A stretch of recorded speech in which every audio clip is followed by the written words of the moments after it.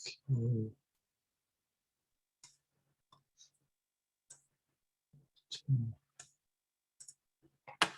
Leave me here for a minute.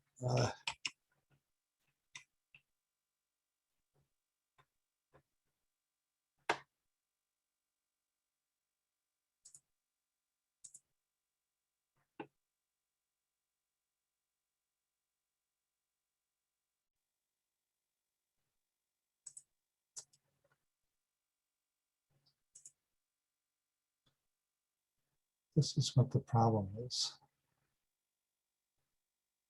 Okay, it's working now. I had to, that wasn't working, so that was the problem. All right, sorry I'm late. Anyway, let me get started here. So let's see. So we started this on Monday, this business of what happens when you perturb a polymer chain, right? And I went through the business of a tensile blob. So if you pull say you pull the chain from two sides, so that might happen if the chain is tethered. Right? There's a picture of that somewhere like this. So say the chains are tethered, effectively you're pulling the chains up, so they deform as if they're being stretched. There's a couple other situations, like if the chain goes through a pore, right? In other words, this diffusion through a pore, like in biology, when you go through the cell membrane, the chain also goes through that kind of deformation. So basically, this is like a tensile force that you put on the chain. If you take the energy equation, then just take just calculate how the force and kind of the size scale falls out of this energy equation, because this is size squared in the bottom, NL squared, and this ends up being just size in the top when you have force. When you take the derivative to get the force, so it ends up giving you a unit of size, which is this tensile blob size, which ends up being the 3 kT over F. So effectively, if you take a string, right, say if it wants to hold its shape, so say it's like a cotton ball, right? And then if you pull on the cotton ball, it wants to spring back. So in polymers, the spring back is a kT, and then this is the force. So basically, the kT and the force are opposing each other. This has units of energy, right? Which is force times distance. So if you have force and kT, you're going to get distance out of it, right? And how that manifests is that distance ends up being kind of you'd say the cotton ball becomes like a tube. You're applying a force, it wants to spring back, right? And the diameter of that tube is kind of what you're talking about. Or you can take the chain and make it into subchains, right? So you can say, I have a string of these subchains, and they have a fractal dimension of 1, right? And within that subchain is a fractal dimension of 2. So I have 2 regimes for the structure, right? So turns out with this kind of disordered systems, that kind of thing happens, right? That you'll get a transition size that sets up for various reasons, right? In this case, it's just mechanical reasons that you have this kind of energy kT, you're applying a force, there's going to be a size scale that falls out of that, right? If the structure can accommodate a size scale. So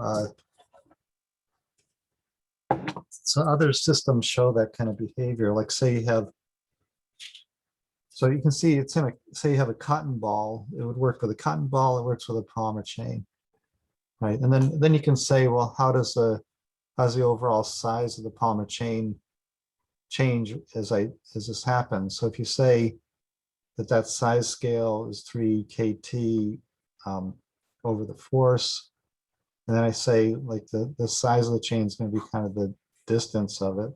So it's going to be the number of units to the power 1. right, times some base unit, which is this that blob size. Right, so that's like a rod scaling. df equals 1. But from this we know that this guy, well, first off, this n isn't the molecular weight. N is the number within one of these blobs. So n divided by, so this n is actually the molecular weight divided by how many in a blob, right? The n for that. So, and then this number in a blob is related to this this size to the power 2 by the Kuhn length, right? Number, because it's Gaussian. And then you could say, well, this size itself is going to be, so that thing equals 3 kT over force. So you can figure out the dependence of the size of the coil on force from that. You plug it through. So it gives you a way to, and then you could apply that to a situation like this, stretching out the chains. So that's the idea. So these are scaling dependencies, but the end result you want to get is you have this object. So how does these transition and scaling affect the size of the object? So that's a general theme of the whole. This is kind of under the context of blobs. Right? The topic is blobs, and this is how you deal with that. This idea of blobs existed before this kind of manifestation of it, right? So back in so there was a guy named Rouse, who was a grad student at the University of Illinois in the 1940s. And he did one thing. He came up with this Rouse theory.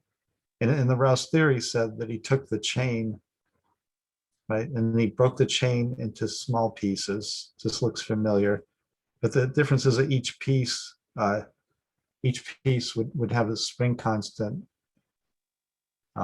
There was like kT over NL squared, right? 3 kT over NL squared spring constant. And then it would have a drag coefficient that followed Stokes' law, where RH is the size of that blob, and or whatever, this is called a Rouse unit. And so RH is kind of the number in a Rouse unit to the 1/2 times the Kuhn length. Right. So from that, you can make up a bead and spring model like the things we're looking at in all the computer simulations. A bead and spring model, we have a spring constant and you have this drag coefficient. With the Rouse theory, you can analyze this in terms of vibrations.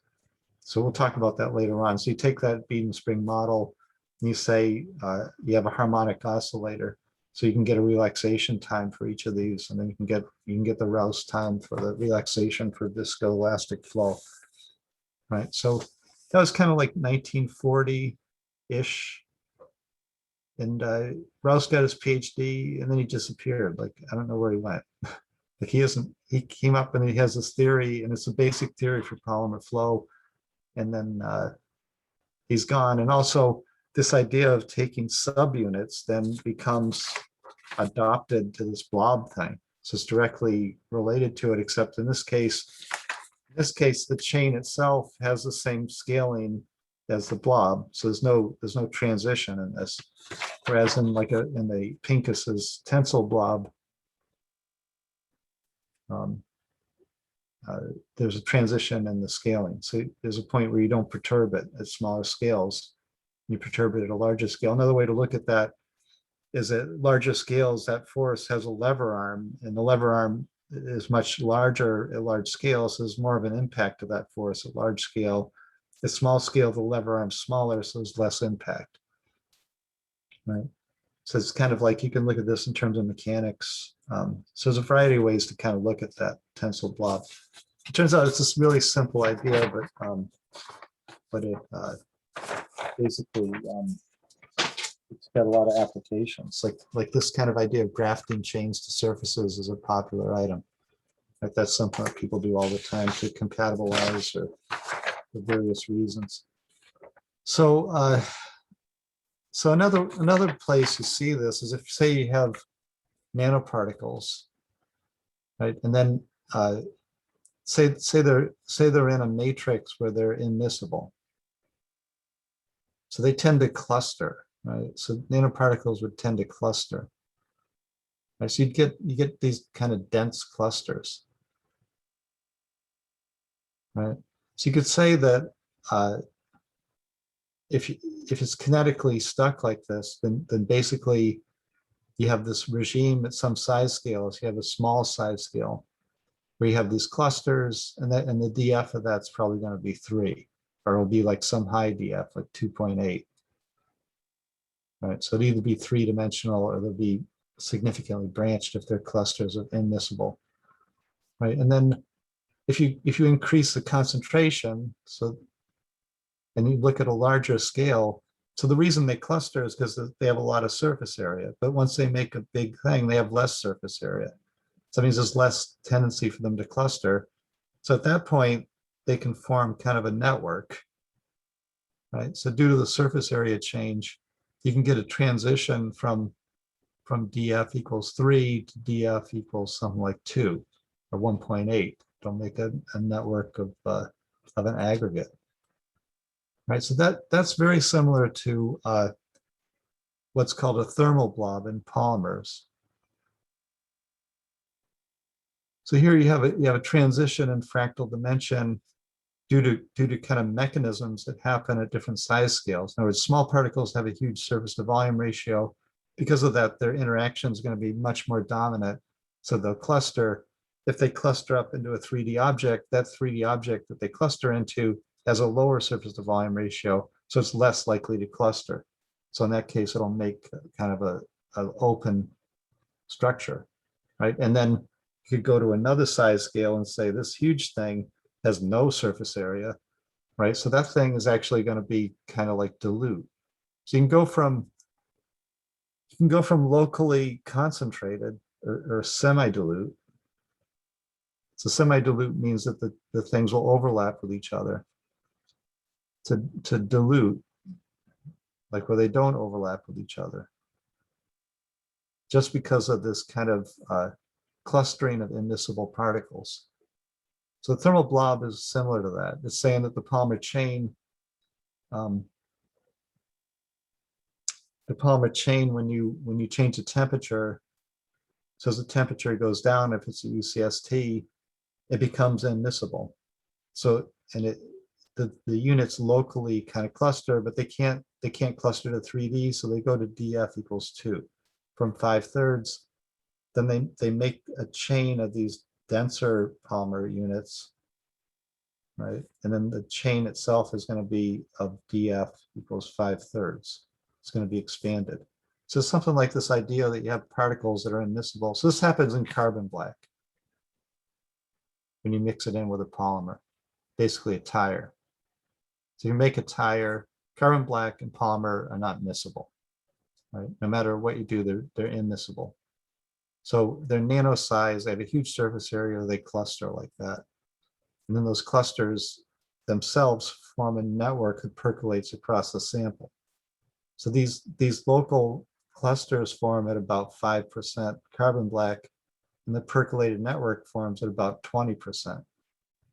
Right? And the percolated network is what you need for reinforcement.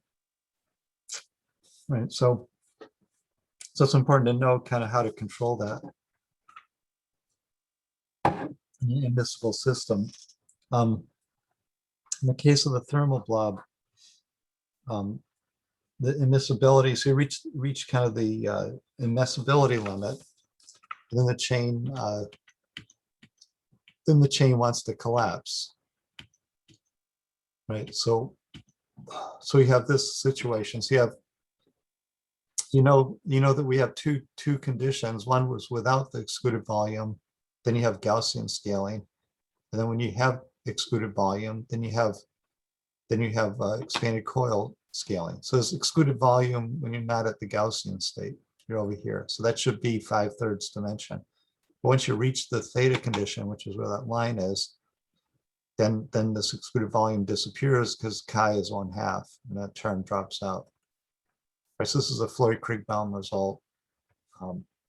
That can explain, the black line is the Flory-Kriegbaum calculation based on this energy, right? So basically that can predict the shape of this, but what's happening, it doesn't predict. So what's happening is similar to this idea that the things are clustering when they become immiscible. So you lower the temperature, it becomes immiscible. It clusters locally, but globally it still remains expanded. So it's still 5/3 dimension object, but it has these local blobs that go through the chain, right? So you can say that you're going to have a size scale associated with this thermal blob size, right? Which you'd like to know what that is. And you'd also like to know how does R change with T, which you already know how R changes with T from this equation, right? So we have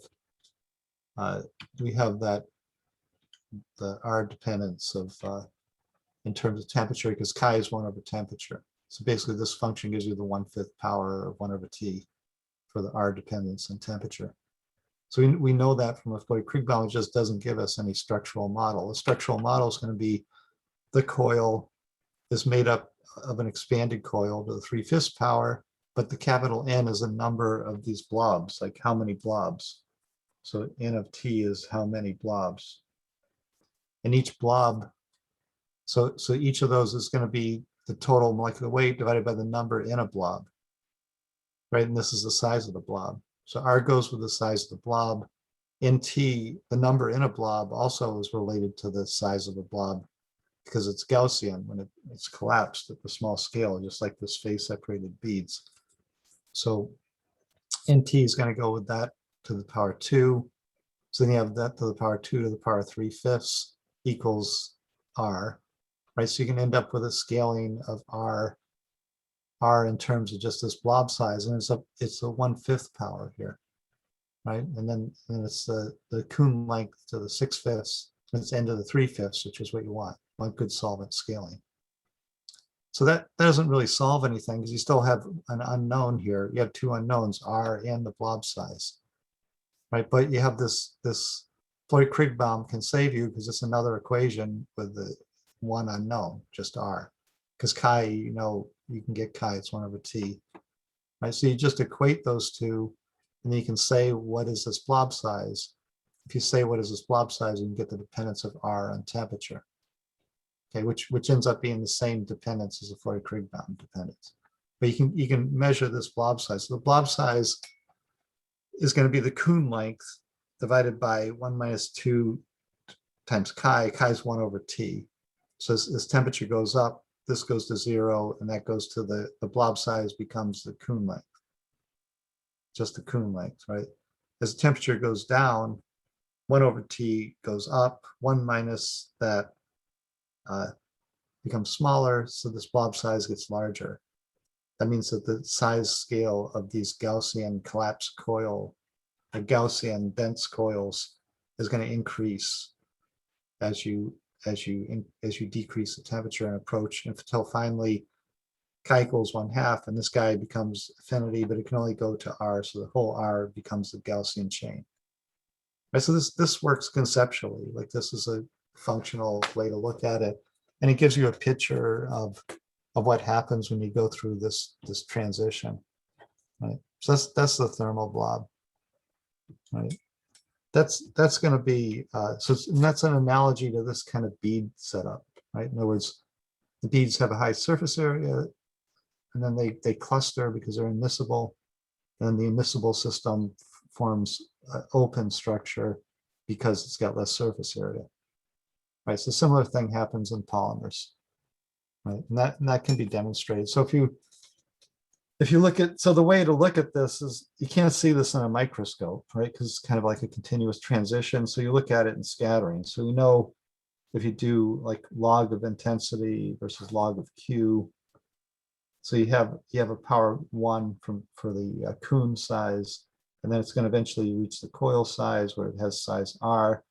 And then at large sizes, this thing's going to be this expanded coil. And at small sizes, so it's going to go shallow and then steep. So you expect to see shallow and then steeper here. So you'd see -2. This is the Kuhn length. This is the blob size, and this is minus 5/3. Right, so that's kind of the picture. You should see this transition and scaling like that. And the -1 would be even shallower, so I should put it like that. Right, so it's kind of interesting if you look at it in terms of scattering for the tensile blob.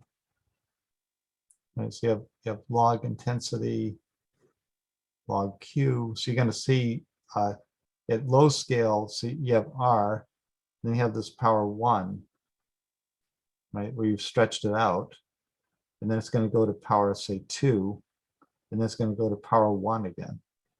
So this is the Kuhn length, this is the blob size, and this is the coil size. Right, so you see there's a symmetry. So there's a symmetry between the Kuhn length. So the Kuhn length is a kind of blob. That's the point. That this is an external force. External force draws out at the large sizes because Q's 1 over size. Right. So the large sizes, the external force straightens it out there. Kind of an internal force, like the Kuhn molecular force, straightens it out at the low end. Right, so the Kuhn length isn't just another kind of blob. It's another kind of blob of this kind of like a tensile blob, but from a molecular scale. So small scale builds up, and then large scale builds down. Right? External force kind of straightens it out from the large scale because the lever arms larger sizes, and this kind of internal business straightens it out at the low end. So you have so symmetry to these blobs. So this is one kind of blob where you have collapse here, right? In other words, it collapses at small scale, similar to the immiscible nanoparticles phase separate at a local scale, right? And then it's expanded, so thermally expanded at a large scale. Okay, so just the opposite happens when you go through a concentration. So what's called a concentration blob, which is kind of here somewhere. So in a concentration blob, you have the chains. You're at a concentration C, and it's dilute, so it means its concentration is less than C star, and then the chains reach overlap, right? And C is bigger than C star. Right, and once that happens, then DF goes to 2. And here DF, say, is 5/3. Right, so there's another kind of blob transition that's occurring. That's called a concentration blob. And like, where would you see this? So this you'd see if you look at this Dowd-Cotton model for star polymers. Right, that's what they're using, was concentration blob, because when the chains are near the corona, they're concentrated, or more concentrated and semi-dilute, and at some point they reach C star, and then they're expanded. So the whole Dowd-Cotton model is based on this idea of a concentration blob.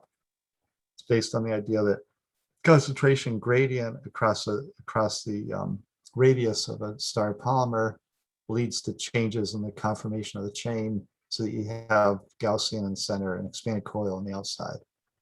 And then that will give you, that way you can calculate the size of a star polymer, right? Or a grafted polymer, if it's grafted onto a spherical particle. So anyway, there's a lot of uses for this concentration blob idea. So this is a little bit more involved than the thermal blob and the tensile blob,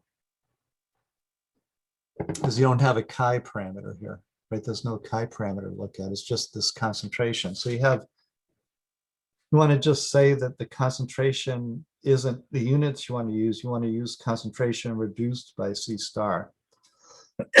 And you want to say that the coil size is going to be related to that by some power. So you assume there's a power law scaling, because everything in polymers is power laws. Okay, and then you have, before you get to that, you have this zero In other words, if your concentration is below C star, it's going to have this expanded coil radius, right? So the expanded coil is going to be proportional to the molecular weight to the 5/3. It's an expanded coil, or to the 3/5, sorry. Right, and we know that C star is going to be N divided by R cubed. Right, so C star is going to go like that. So 1 over C star is going to go to C over C star is going to go with N to the 3 by df minus 1. Df is 5/3. It's going to go with N to the 9/5 minus 5/5 is 4/5. I'm sorry. Right, so it's going to go with N to the 4/5. Right, and then this is raised to the power P. So I'm going to have N to the 3/5. Sorry, I used the wrong N here. So just call it capital N. N to the 3/5 are not, and then C by C star is going to give me N to the 4 P times 4/5. So plus 4 times P over 5. Right. So, but we know that above the overlap concentration, you can't see the chains anymore. Right. So once you get above the overlap concentration, you don't see chains. All you see is this blob. Right? You don't see chains. So you just see this concentration blob size. The higher the concentration, so the blob should go with concentration, 1 over concentration, right, to some power. Right, so the higher the concentration, the smaller the blob, because you're crowding out the other features. So that means that the chain can't depend on N because it depends on the blob. It doesn't depend on the N. So that means this thing has to be 0. That means that 3 plus 4P by 5 has to equal 0, into the 0. Right, that means the 5 goes away, and then you have P is minus 3/4. Right, so you get from this, since this is so the P is minus 3/4. That's the bottom line. So this blob size is going to go with concentration of the minus 3/4. Right, so that can be verified experimentally, and that was verified. Then once you have that, you can back out the scaling. The blob size goes with minus 3/4, and you can back out what the scaling of the chain dimension is. So the chain is going to be, here I have small n as a number of blobs. It's kind of mixed up notation, but small n is the number of blobs. From this equation, you can figure out the concentration dependence in number of blobs. Just because you're going to be C by C star to the 5/4 when you plug in the numbers here. Just it's to the 5/3, and then the 3's cancel, and you end up with 5/4. And then you can plug that in, since it's going to be, so there's a number of blobs. The blobs are scaling Gaussian, so you plug in that concentration dependence into the 1/2. Then you get from that you get 5/8. So 5/4 times 1/2 is 5/8, and then this blob size goes with the 3/4. So that's the 6/8. So you end up with minus 1/8. So R decreases with concentration. It's true. So because it's becoming denser, so the chain is becoming more Gaussian as you increase concentration. So it has to decrease, but it's a very weak dependence. It's 1/8 dependence, minus 1/8 coil dependence, and that's you can verify pretty easily with a bunch of different techniques, like even intrinsic viscosity. Right. So anyway, so the concentration blob, even though it's pretty simple to work out, just the scaling predicts a number of different things.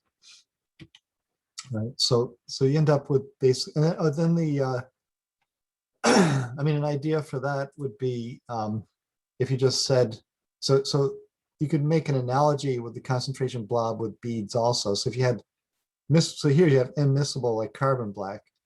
If you had something like surfactant coated particles that were miscible, they would form, instead of clusters like that, they'd form networks, right? So So you could form networks of those, and at the small size, those network of particles are dilute. So the C is less than C star, they form these networks, but the networks themselves have a size, and those things can overlap. So at larger size scales, you can have above the overlap concentration. This is kind of hard to see how you can get this dimensional thing to fit into a cartoon. That's the issue. So the way it fits in is that the small things can be dilute, but the large things can be concentrated. And you think that sounds kind of crazy, right? But basically, that's what happens when you have, like if you look at a piece of cloth and you zoom into the cloth and you see a fiber, right? Like you can see a fiber if you zoom in enough into some like fleece, or if you even if you use like fishnet stockings or something, you can see the individual fibers, right? So those are dilute because you can see the fiber, it's dilute. If you can't see the fiber, it's not dilute. When you collect those together into something like a fleece or a woven fabric, then you make a shirt. Well, the shirt's an object, it's solid, right? So that's 3D, right? So your dimension has gone from some dilute one-dimensional if it's a fiber, and because these overlap, then they form the larger structure, which is 3D, right? So it's like in common use, there's things that obey that. In other words, you can zoom in and see the individual items, that means they're dilute. But when you zoom out, you see the whole object, that means it's concentrated. That means there's a transition size in this weaving that's kind of the denier of the fabric, like the distance between the fibers. This kind of, so there's a blob size and a fabric too. There's a transition size between the fiber scale and the shirt scale. And that occurs, that decides the denier, I think it's called denier. Probably a French word of the fabric. It probably means just something like this, right? So it's the same kind of thing here. Like it's the same with, if you in particles, this can happen. It's the same thing with this concentration blob. So you have an open structure that forms a larger scale that's overlapped.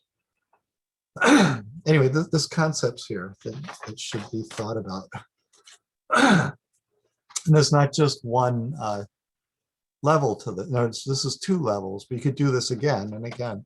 So you could have multiple levels of this. In other words, you have the shirts, then you put the shirts on hangers. Well, if you hang them out to dry on the clothesline, and the shirts are dilute again. So you have dilute to concentrated to dilute.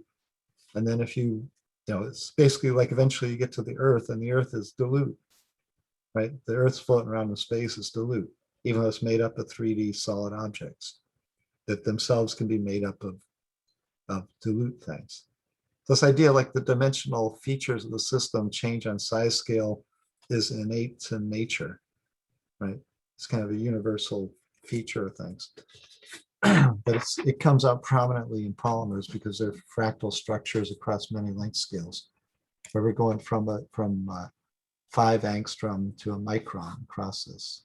So it's 10,000, 4 orders of magnitude in the size. So that's why you start to see these kind of odd transitions and things. So that's the 3 kinds of blobs. They're kind of listed here in a table somewhere here. So tensile, and then there's a symmetry issue. Large scale 1, right, swaps between Kuhn and tensile, internal force and external force. And then between thermal, the dimension 2 swaps between an internal collapse for thermal and an external collapse for concentration. Right, so it seems these scaling regimes always have partners. Right, they always have the inverse partner. So where this was, one place where this was applied was in considering osmotic pressure. Okay, so let me cut to the chase here on this. It's quite a few slides.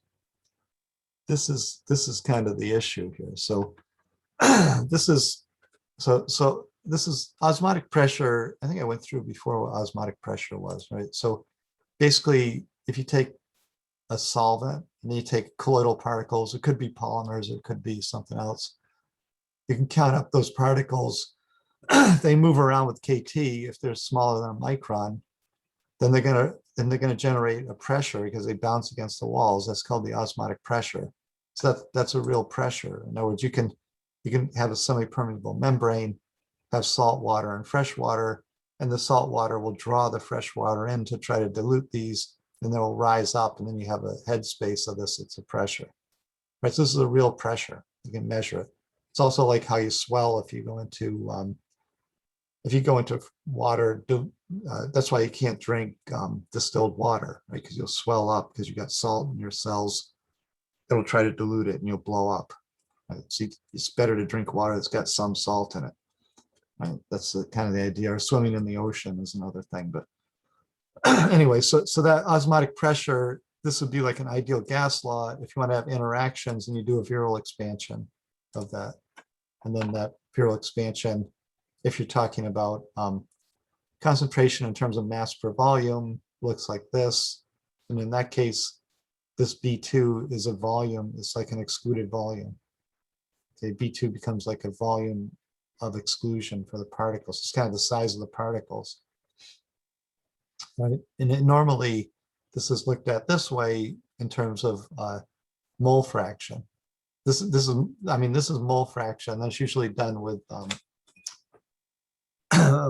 normal. Let's see. This is mole fraction. It's normally done with mass fraction, like grams per mole. So if you multiply this thing by molecular weight, you end up with this mass fraction. And in that case, instead of B, they call it A. So the second viral coefficient in terms of A. If you do this, then you end up with molecular weight as a prefactor. So this is like grams per volume that you put in. You can get the molecular weight from how high the water rises, right? So it's a colligative property. You're counting the beads. You can figure out what each one of them weighs if you know how much you put in. And then, so basically, this is the way this is usually written, right? So you get the molecular weight. So you'd expect to plot pi divided by concentration times molecular weight would just be 1. And then the deviations from that would be linear in concentration. And the slope would be this A2, which for Flory-Huggins theory ends up being 1/2 minus chi. I think we talked about that earlier. The second viral coefficient is 1/2 minus chi, right? So if you go back to this this plot, the plot is pi divided by c times RT, and in this case, that's pi divided by m divided by the molecular weight, so it should go to 1 at 0 concentration, right? And then divided by concentration, you expect to power 1 out here from the Flory-Huggins approach. But you don't see a power 1, you see a steeper power. So that's a problem, right? When you get up above the overlap, and this is plotted against overlap concentration. So you take these that all diverge with the intercept as the molecular weight, and this is concentration. Reduce concentration by C star, which makes it into a universal concentration. Then you divide by molecular weight, divide by C, or multiply by molecular weight, divide by C. Then this goes to 1 here, and all these curves fall into the same curve. The problem is the slope here, right? So how do you resolve that slope problem? Well, you're going into concentration blob region. Right? In other words, you're going above the overlap concentration. So you don't expect the Flory-Huggins scaling 2 to work here, because the thing is partly 2 and partly, it's 2 at large scales and it's 3/5 at small scales. That's kind of the issue here. So you can work that out just with a simple scaling routine. So you say, and in fact, the slope here is 9/4, right? So this slope projected would be it's 9 pi is 9/4, so it's actually 5/4, right? Because this is plotted pi divided by c, so you remove 1 of the 9/4.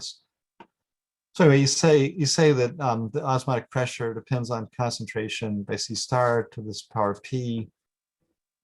Times phi by n is a prefactor from the original definition of the osmotic pressure, and then you want to know what is p, but you know that c star is n to the -4/5 from the the previous concentration blob thing. And then you know that this thing can't depend on n, because if you're above the overlap concentration, there's no n dependence.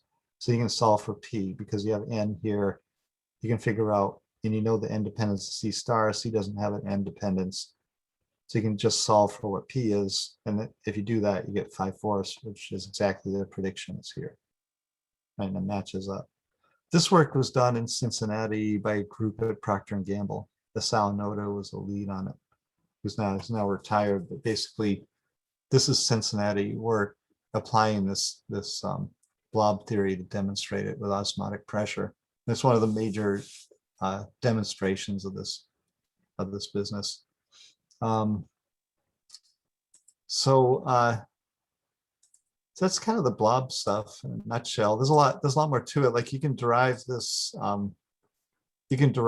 Flory-Huggins equation. That's done here in the notes, and you can look at that if you want.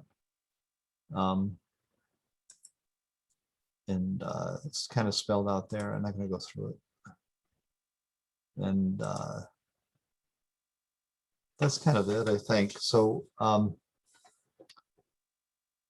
this thing, I think we already went through this business of the Flory-Huggins equation and how it ends up looking. It's basically the same as the Hildebrandt model in thermo. So if you took thermo and you did the Hildebrandt solution model, it's kind of the same thing.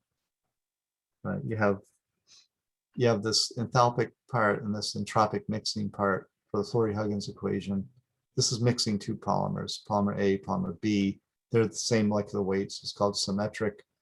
If you plot out this free energy as a function of composition, you get these curves as you change the chi parameter. So you're changing temperature. So as chi gets larger, the temperature gets smaller. So it should phase separate when the temperature gets low. So when it phase separates, it goes from a smiley face to kind of a frown face. So I think I went through this already, right? The smiley face, if you take any point on this and you do thermal fluctuation of composition up and down evenly, the up is always bigger than the down, means your free energy increases by a fluctuation. It means this curve drives the thing back to the composition it had because it wants to decrease the free energy. But if it gets to the frown part, it's going down on both sides. So it's going to try to, if you have any fluctuation at all, you decompose into these minima, which are at equilibrium with each other because the derivative of this is a chemical potential. So the slope of this is a chemical potential. Those 2 points are at equilibrium. Those are the phase separation compositions. So you should have seen this in thermal. And the critical, it goes totally flat, so nothing changes. Any fluctuation can exist at critical because it's flat. Right. So the Flory-Huggins equation predicts that. This ends up being how things actually work. The notes kind of go through that. I don't want to talk about that. This is here because if I had done the derivation of the Flory-Huggins thing, you have to use the Flory-Huggins equation to do that, and that seems to make sense to put that there. But anyway, since I didn't do that derivation, I think that's kind of okay. That's about it. I did this faster than I thought, but I probably had time to do the derivation, but I didn't do it. So any questions on anything? So we got next week. So we'll have a quiz this week, and then I'll figure out what the grades are. So a lot of people have an A. If you have an A, you don't need to take the final. So next week is like there'll be no quiz next week because it's just 3 days, right? And then normally, if you need to take the final, I'll put the last week because I'll give 2 quizzes for the final, and it'll be like last week's lecture, and then whatever, the whatever one of the other quizzes, something like that for the final. So that's about it, I think. Any questions on anything?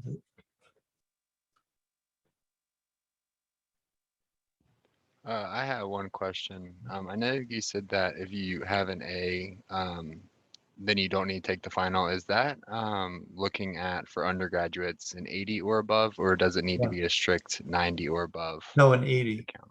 Okay. Yeah. So you guys, I think everyone's above 80. Okay. And Cool. Just wanted to make sure I was clarified on that. yeah, so Thank you. everyone did pretty well. I think it's all right, you know. Yeah, so you guys are all set. I mean, you have to take this week's quiz, but even, or you could calculate if you need to take this week's quiz or not. But basically, it'd be nice if you took this week's quiz. Yeah, Okay. I mean, yeah, basically, I mean, some of you are like 88, and then some are 90. I guess it'd be good to get 90. You don't need it. You're already Okay. like 98 with an 88, so it doesn't really matter. But basically, you could see if you could try to kick it over just for sporting. Sounds And good. then the Thank you. grads, I haven't really looked at the grads yet. Because one of the undergrads asked about it. So I looked at it, but basically I haven't really looked at the grad grades. There's like 4 separate classes, you know. It's like going through them takes a little while to look through the grades. I mean, they're on 4 separate pages of the whatever Canvas. So anyway, next week I'm going to talk about the dynamics, like the Rouse theory that I mentioned. That's mainly just kind of the basis for polymer viscosity, or the theoretical basis, you know. So that'll be the topic.